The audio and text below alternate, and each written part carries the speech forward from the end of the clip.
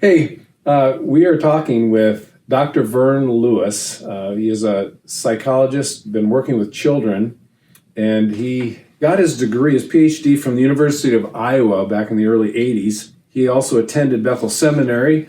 He got his master's from the University of Northern Colorado, and Bethel University is where he got his BA. So Vern and I go way back, probably. I knew your parents. He Yeah. was the first banker we met in the town we moved into Iowa. Yeah. You were back in Forest City, what year? Or no, Jefferson. That was in Jefferson. We moved Jefferson. there in 1970. Oh, wow. You were not born yet, I'll bet. 64. Oh, you were 6 years old. Yeah, I was a little tight. Yeah, I didn't meet the family. No, yeah.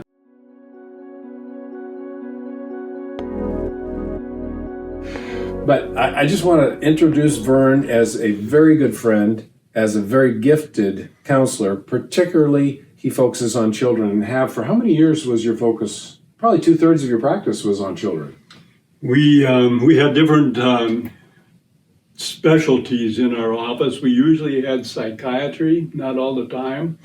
And I was the one, most of all, there was another social worker, no, she was a psychologist as well, who also worked with children.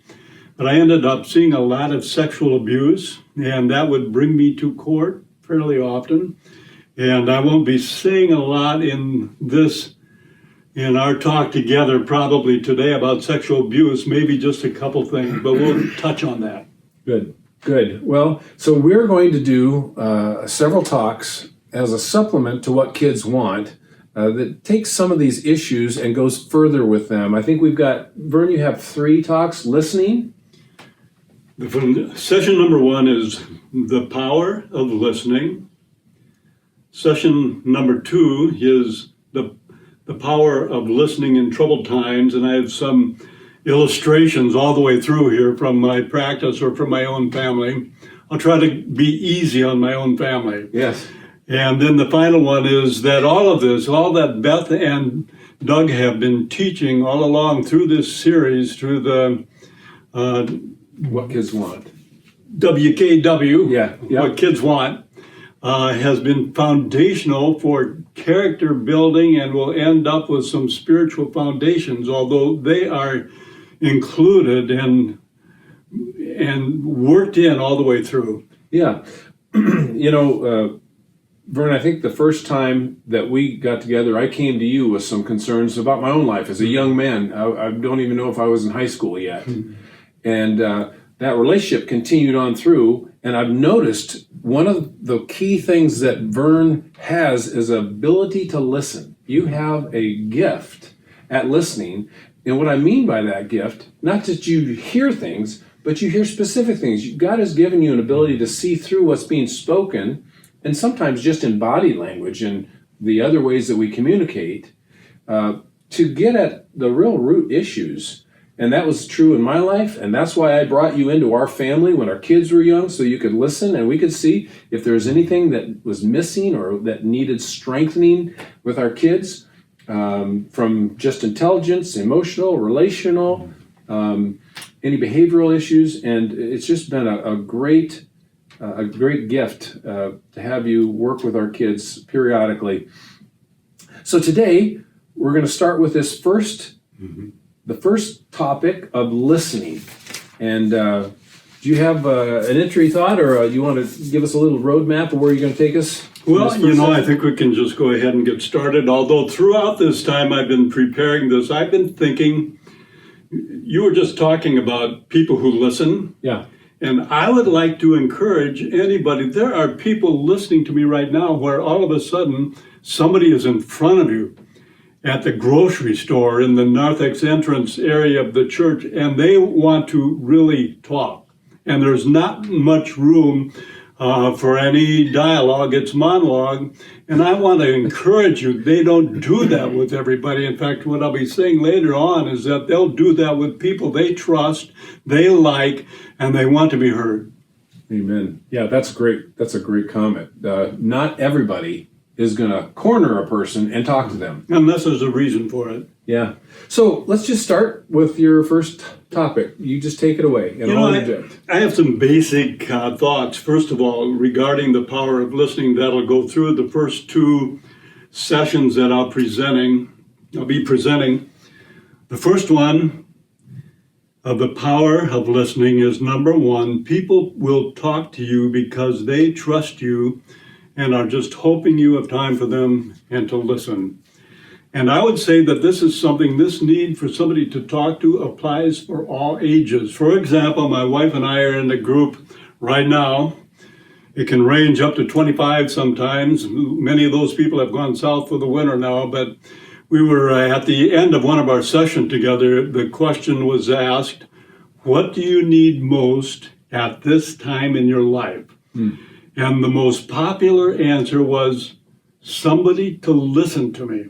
And can you believe that? And the oldest person there, who might be nice, a sweet saint, really a sweet woman, the thing she wants most is for somebody to give her a hug. And, we all need unconditional love. So Vern, just a thought. What you're talking about is your group. This was not children. Yeah. These were a group of people, your peers. Yeah. And so we're talking about kids. Yeah. Young kids need to be heard or listened to all the way through life. We need to learn to listen. And that is exactly where most of my comments are heading. For example, how many of us have had that experience or seen it happen where you have a 3-year-old or a 4-year-old running around amidst maybe a group of adults who are all giving each other a lot of attention, or maybe it's just mom and dad talking by themselves somewhere. The 3 or 4-year-old is walking back and forth. Finally, he walks up to mom or to dad, grabs their face, turns it his way and say, Mom, listen to me. And so it's for all ages. Yep. And we can all be listeners for that matter. Yeah. Number 2, when we listen, when we're a listener, we are telling that person, I like you. You are important to me. And in a family, when we listen to our children, especially in the way they want to be heard and it is natural for them, what we're telling them is, I love you. And they feel that. Thirdly, we listen to understand. Probably the only way we will completely understand is after we have listened for some period of time. And for a counselor, as I've had many initial conversations with people through the years, the first session and maybe the second, I am probably not going to say a lot because I want to hear what they have to say. So in terms of interrupting, what we would want to do if we interrupt is to repeat what we heard them say. Exactly. So that draws it out further. We don't want to talk yet. Yeah. We just want to repeat, this is what I hear you saying. Am I correct? Yeah, and it becomes so natural. In this counseling textbooks, they'll say they call that reflection. They say something to you, but we want to reflect because it draws them out further, but we don't want to just stay in reflection. We want to come to where we are adding a fresh point of view and sometimes challenging, sometimes always being honest. And so it goes much beyond that. But when a person is wanting to be understood and for us to listen, we have to draw it out. And that's just one of the ways to do it. Listening and reflect. Yeah. What did you call reflective listening? Yeah. They say, I am very angry. I could shoot somebody today. And I say, you must be really hurting on the inside. Something must have happened to make you that angry. Yes, they say. And they just carry it on. And that just draws it out, and they keep getting draws more. It out, yeah. And you see some healing at that point yet, or is it just really mental clutter? Well, I think in fact, this is what we'll be talking about as we go along, that there is some healing just in healing. In fact, I've got a couple of illustrations of that where I hadn't challenged somebody because I didn't know it existed until it all came to light for me. And it was because the healing itself occurred just through listening. Not only that, but as soon as you've spent sometime with somebody listening, they're beginning to trust you. And they're beginning to feel that you like them. And you do. It's easy for me to like everybody I'm talking to. Yeah. Yeah. Good. So listening, reflexive, it looks like you have a couple more points maybe? Well, that was number 3. We listen to understand. It's probably the only way. And I might mention that frustration, when somebody is frustrated, sometimes the first thing a child comes home from school, it's been a frustrating day with their friends, with their teacher, something happening in school, or the boy he's complaining about the coach and nobody notices me, that sort of thing.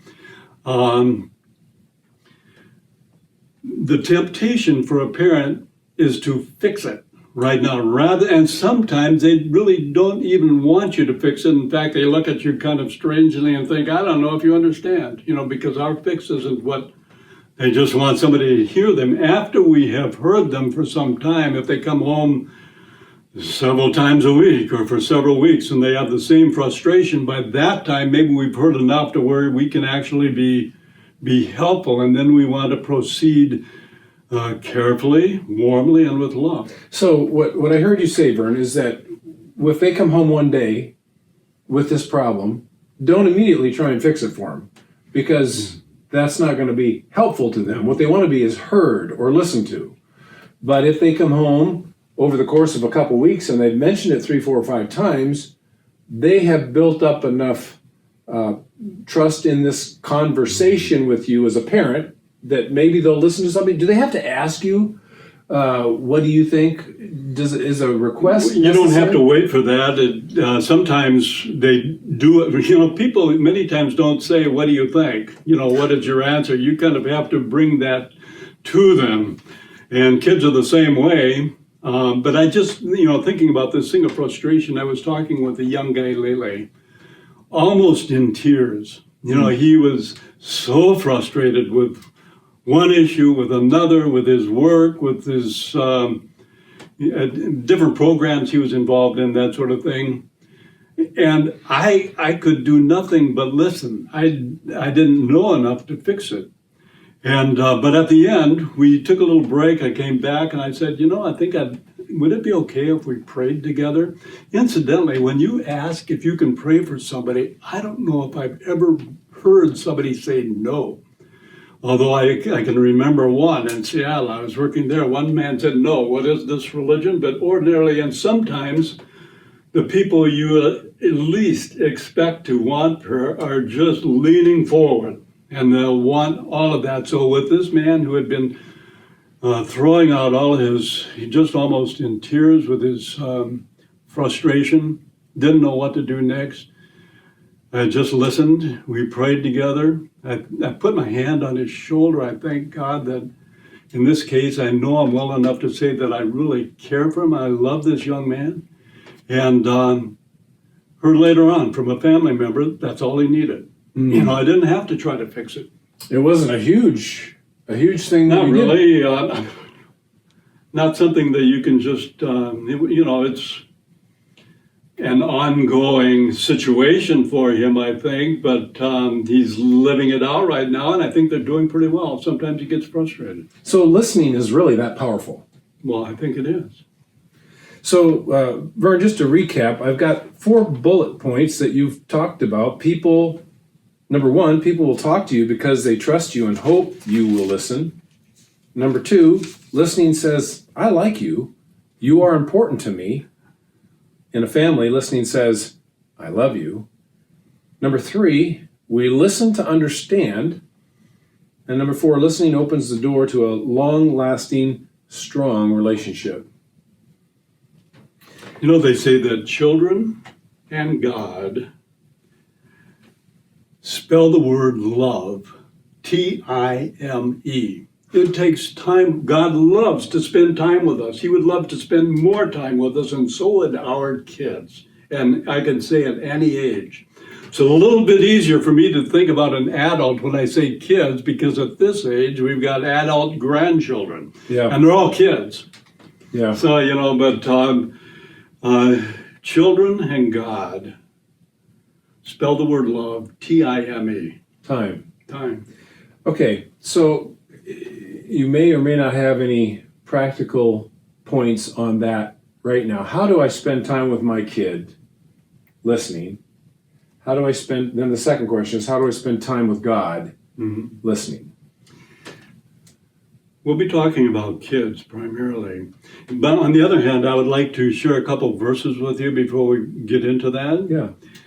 2 verses from James, the gospel, no, it's rather the letter of James that he wrote to God's people. He says, "Know this, my beloved brothers, for let every person be quick to hear, slow to speak, slow to anger, for the anger of man does not produce the righteousness of God." That's verse number 1. The second one is from James 1:5. "If any of you lack wisdom, let him ask of God, who gives generously to all without reproach, and it will be given to him." And I can remember with my family as a small boy, we were talking about Solomon when we prayed as a family after that. His request was for wisdom. And as a small boy, I said, "That's what I want. I want wisdom." And my dad afterwards said, "That was a very nice prayer, Vern." and we pray for wisdom because we need it. If we need wisdom, whenever I go into a conference with somebody in marriage counseling, we get into that from time to time. Many times going into that session, I'll be saying something like, "If ever I needed wisdom, Lord, it's right now." And so we can ask of wisdom, and I think more than we do for our children, we should be praying for our own wisdom and how we treat them and how we train them up and all those kinds of things. And when we get to the area of listening during troubled times, that's when we all are asking for wisdom. And you can just imagine the prayers that come out of a family like that who are going through a real painful time. That's our second topic, which we're going to next, right? Mm-hmm. I had a mentor, you probably would know him, but he said every single day I get up, and the first thing I do is I say, "Lord, give me wisdom. I want to be a quick learner today, and give me wisdom." And you're right, we do go for God help me when we're in troubled times, but how much more should we do it in every day so that we don't have to wait for the pain of trouble to get to the wisdom part? If we could just learn every day to say, "God, give me wisdom today. Help me be a quick learner." Well, these are some powerful points, Vern. Well, I tell you, the reason I ask for wisdom every day is because I need it so badly. Yes. And it's so easy to just take off on our own for a while and then come back and thinking, I still need wisdom, I think. Yeah. Yep. We are aptly called sheep by Jesus, and we need a shepherd, a good, loving, wise shepherd. All right. Well, thank you. That's session number 1. The Power of Listening, Dr. Vern Lewis, and so happy to sit with you and listen, and we'll be doing this again and doing number 2. We can do number 2.